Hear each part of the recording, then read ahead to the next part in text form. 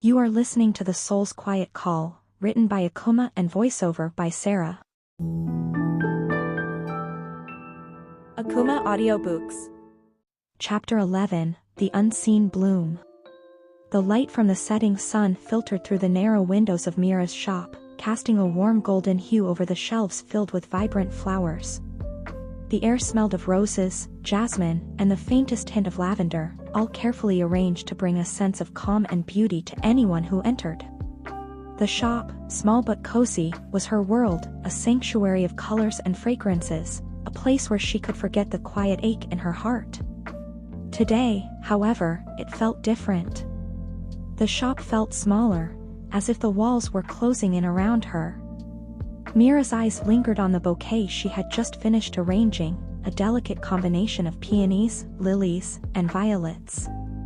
It was meant to symbolize love, but the weight of it felt too heavy for her to bear.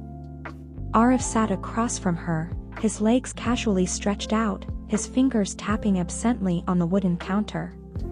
He had been coming to the shop every day, though not always for flowers.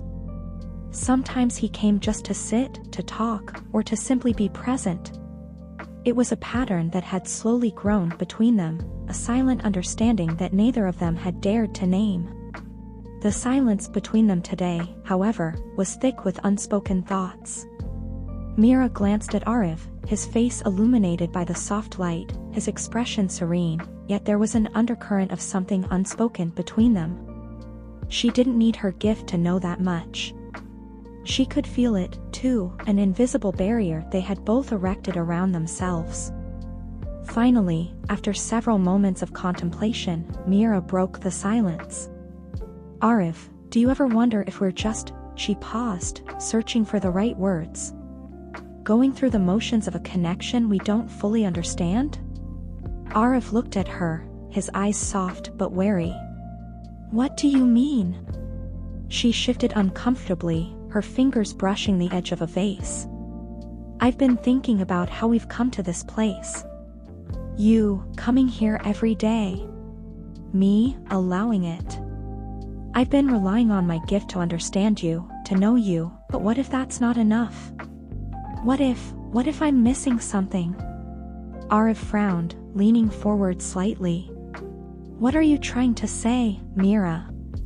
She met his gaze, her heart hammering in her chest.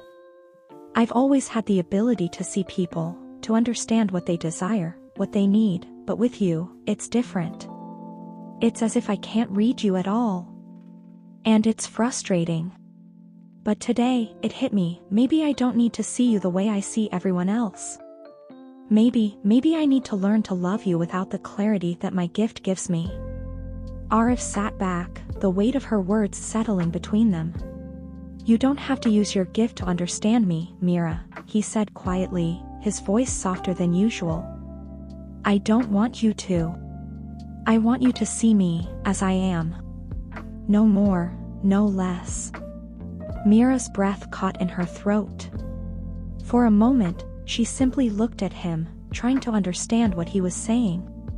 His words, so simple, so direct, seemed to cut through all the layers of confusion and doubt that had surrounded her. "I've been hiding behind it," she admitted, her voice barely a whisper.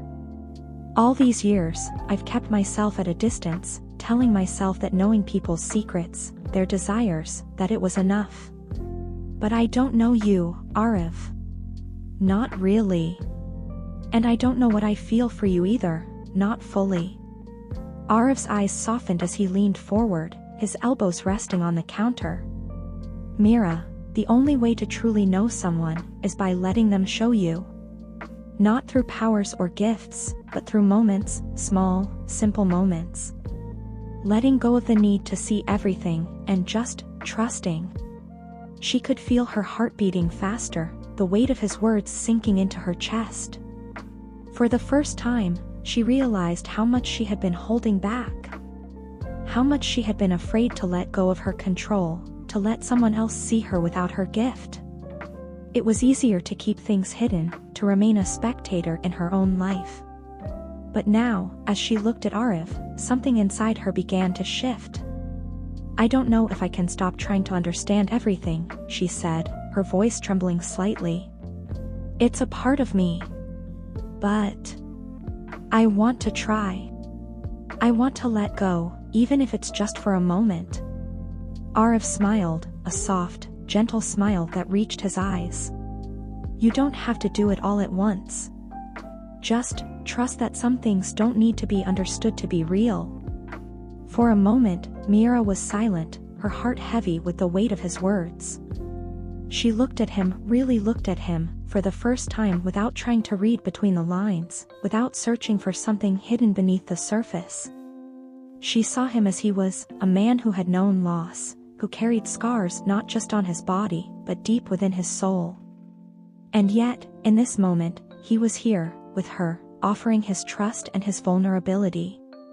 Something stirred within her, a flicker of warmth that spread from her chest outward, like a flower slowly blooming in the sun. It wasn't just the beauty of the moment that touched her, it was the quiet understanding between them, the realization that they were no longer two strangers in a crowded world, but two souls, silently tethered together by something deeper than they could explain. "I don't know what's going to happen," Meera said softly, her voice shaky with the weight of the moment. "But I want to take this step with you. I want to see what happens if I stop looking for answers and just be with you." Aarav's expression softened even further, and he reached across the table, his hand resting gently on hers.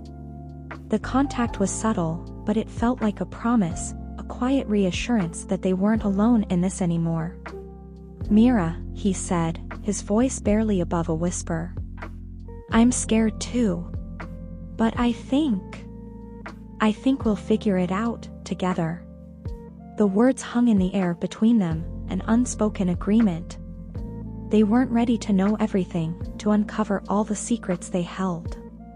But they were willing to try.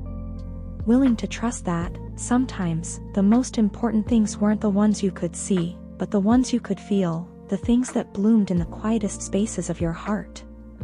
As the sun dipped lower in the sky, casting a final glow over the shop, Meera realized something.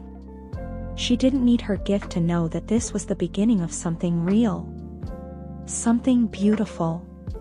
Something that would grow in its own time, without the need for answers or clarity. And in that moment, as the petals of the evening unfolded before her, she let herself believe that perhaps, just perhaps, this was the beginning of her own unseen bloom. The door to the shop opened with the soft chime of the bell, but neither Meera nor Aarav moved. The world outside continued on, but here, in the small flower shop filled with the scent of jasmine and rose, a new connection had begun to take root, deep in the soil of their hearts. And that, Meera realized, was all she needed to know. Akumah Audiobooks. Refer to the channel playlist for a better experience and close your eyes to let your imagination run wild. Subscribe.